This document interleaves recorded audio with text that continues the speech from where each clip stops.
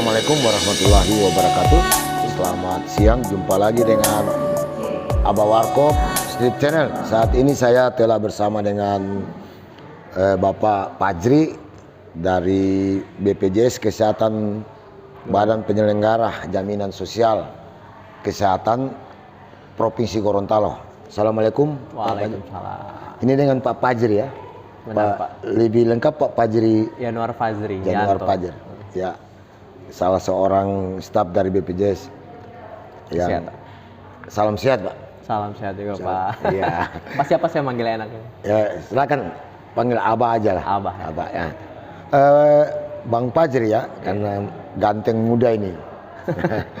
Bang Fajri, kita ngomong aja lah tentang persoalan apa yang disebut dengan aplikasi mobile JKN.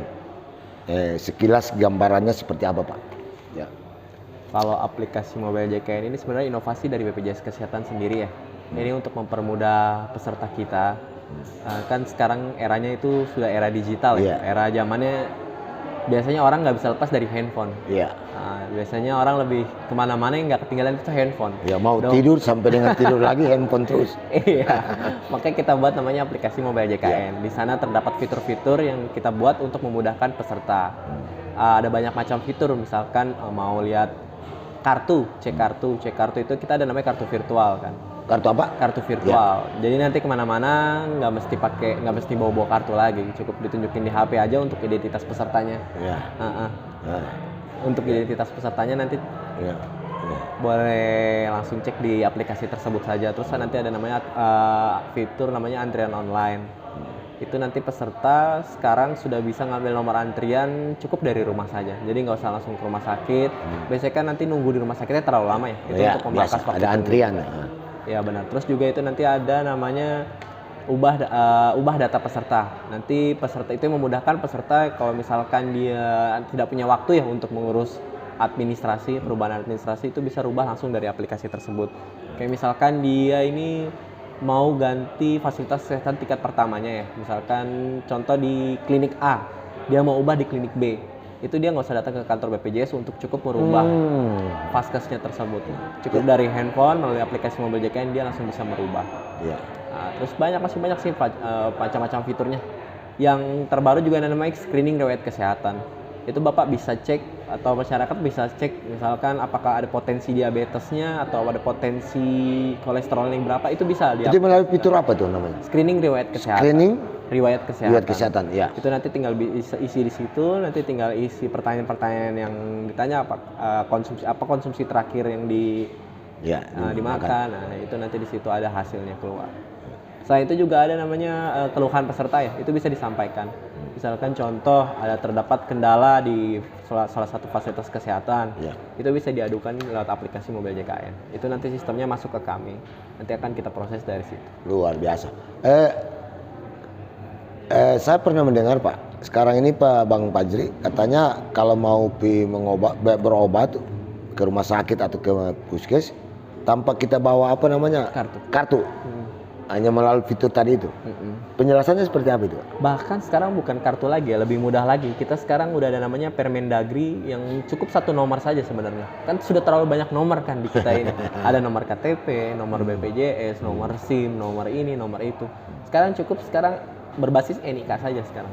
Jadi cukup NIK saja. Yang penting status kepesertaan BPJS, status kepesertaan JKN yang aktif itu bisa langsung dilayani. Jadi nggak perlu lagi datang ke kantor untuk cetak kartu, untuk menghafal nomor BPJS-nya. Nggak perlu, hanya kita bawa saja itu. KTP saja sekarang. Sekarang sudah lebih mudah lagi, cukup lewat KTP saja. Itu nanti di fasilitas kesehatan di sistemnya akan terbaca. Yang penting aktif. Ya, yang penting nanti langsung terlayani. Ya, kalau untuk konteks Gorontalo seperti apa Pak Bang Fajri lihat penggunaan mobile JKN seperti?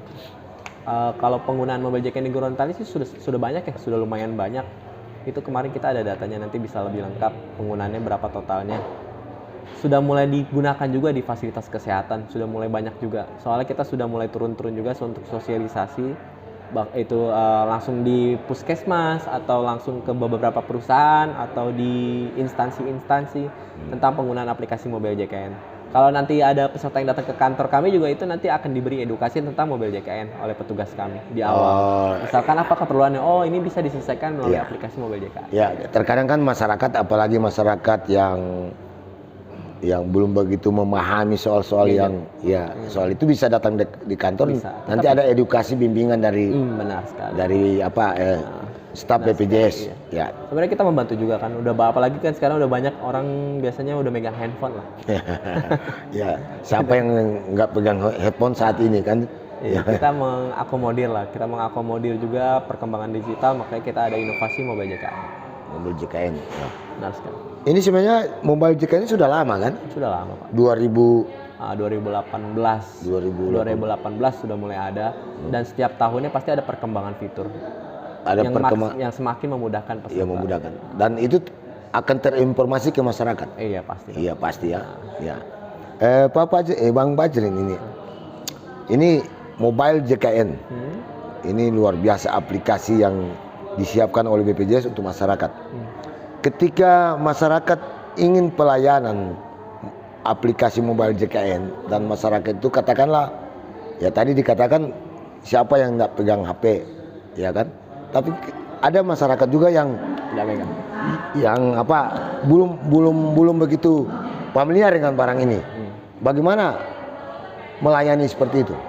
Kalau soal itu kita tidak memaksa untuk seluruh peserta menggunakan mobile JKN sebenarnya. Mobile JKN ini diinovasikan untuk membantu bagi masyarakat yang lebih simpel lah. Ya, simpel Tapi ya. tetap kalau misalkan tidak bisa, ada beberapa masyarakat atau di daerah-daerah terpencil Iya. dia tidak yang teknologinya masih terbatas, Iya. itu masih tetap kita layani. Ya, secara manual Secara ya, manual tetap kita layani, tidak ada perbedaan. Ini kan hadirnya mobile JKN untuk memudahkan saja, Iya. memudahkan. Nanti masyarakat bisa memilih nih, ada yang lebih mudah, kenapa harus sulit kan? Harus sulit. Artinya pihak BPJS mencari kemudahan dan kecepatan pelayanan. Ini Iya, bagian dari pelayanan. Iya benar sekali. Luar Daripada biasa. dia datang ke kantor untuk ngantri segala macam, atau dia harus cuti, yang dia harusnya bekerja jadi tidak bekerja, itu kan memudahkan. Baru kemudian pasti ada konsekuensi waktu, buang waktu. Benar sekali. Iya kan? Ya. Oke Pak. Ini maaf, ini di luar dari mobile JKN. Ada informasi bagaimana penjelasannya? Begini Pak Fajrin, ada pasien yang ada di rumah sakit, katanya itu biasanya dibatasi hanya 3 sampai 4 atau 5 hari. Ya. Pasien itu harus segera keluar dari rumah sakit. Ya. Bagaimana penjelasannya itu? Kalau soal kasus tersebut, kalau dari BPJS sendiri kan perannya sebagai juru bayar, Juru kalau bayar. secara regulasi. Iya. Kalau di kami tidak pernah membatasi pasien. Selama itu indikasi medis, itu akan kita tanggung.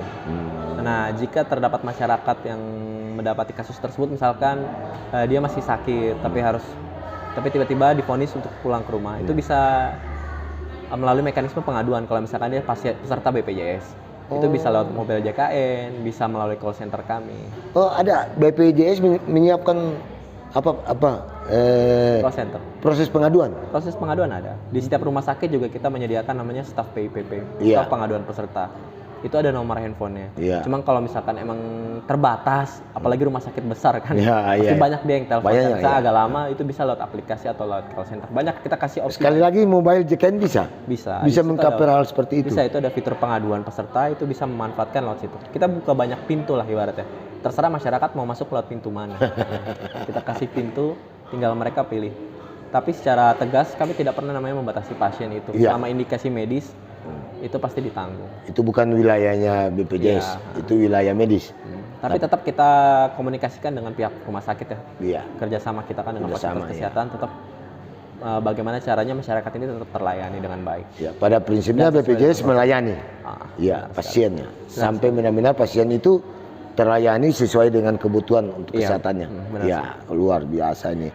Sebagai closing statement Pak Iya. di persoalan mobile JKN, kira-kira apa yang bisa Pak Bang Fajri sampaikan? Kalau dari kami ya, kita sudah menawarkan kemudahan, tinggal masyarakat bagaimana cara memfasilitasinya. Kalau udah ada yang mudah, nggak perlu pilih yang sulit-sulit. Mengapa yang sulit ya? Ya benar sekali Pak. Cukup dari HP, udah nggak zaman lagi datang-datang ke kantor.